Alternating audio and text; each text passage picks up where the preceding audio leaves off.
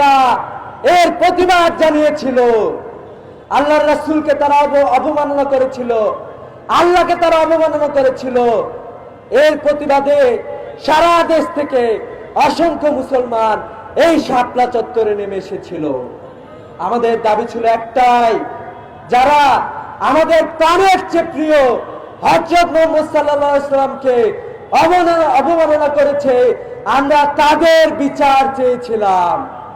কিন্তু আমরা দেখতে পেয়েছি তৎকালীন সরকার, ফ্যাসিস্ট সরকার, আমাদের কওমি মাদ্রাসার এতিম ছেলেদের উপরে, সাধারণ ছেলেদের উপরে, বাংলাদেশের আলেম ওলামার উপরে, ইসলামপন্থী মানুষদের উপরে ইতিহাসের বর্বরোচিত গণহত্যা চালিয়েছিল।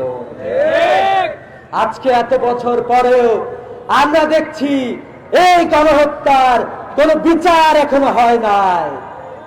এই গণহত্যা নিয়ে শুধুমাত্র ঢাকা শহরে ৬৬টি মামলা হয়েছে, সবগুলো মামলা হয়েছে যাদের উপরে গণহত্যা চালিয়েছে তাদের বিরুদ্ধে মামলা হয়েছে। আমরা দেখেছি এই মামলাগুলো ধরে বাংলাদেশের অসংখ্য মুসলমানকে জেলখানায় নেওয়া হয়েছে, অসংখ্য আলেম ওলামাকে দিনের পর দিন কারাগারে নির্যাতন করা হয়েছে। কিন্তু আমরা এখন পর্যন্ত এই ঢাকা শহরে যে সকল মামলা হয়েছে সেই মামলাগুলো এখন পর্যন্ত প্রত্যাহার হয় নাই।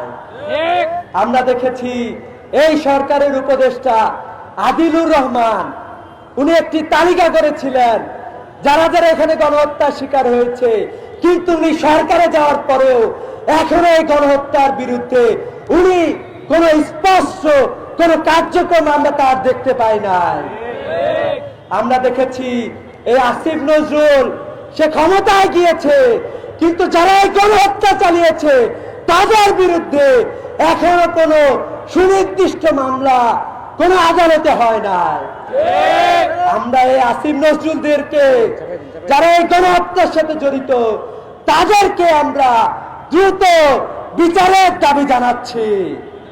অন্যথায় আমরা বলতে চাই, তারা একটি গণহত্যা চালিয়েছিল, তারা গণহত্যা চালিয়েছিল বিডিআর বিদ্রোহের নাম করে বাংলাদেশের অফিসারদের বিরুদ্ধে, আল্লামা সাঈদীর বিরুদ্ধে। রায়ের প্রতিবাদে মুসলমানরা যখন রাস্তায় নেমেছিল সেখানে তারা গণহত্যা চালিয়েছিল।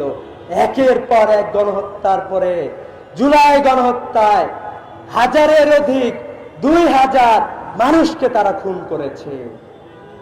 আমরা বলতে চাই, ইসলামী ছাত্র শিবির বাংলাদেশের প্রতিটা মানুষের মানবাধিকার নিশ্চিত করার দাবি জানাচ্ছে।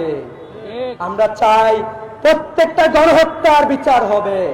যারা গণহত্যা করেছে, তারা যখন গণহত্যা করেছে তারা কোনো দল দেখে নাই, কোনো মানুষকে তারা দেখে নাই।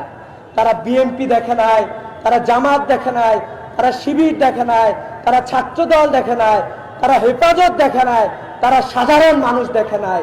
নির্বিচারে সকলের উপরে গণহত্যা চলেছে। আমরা প্রত্যেকটা গণহত্যার বিচার দাবি জানাচ্ছি।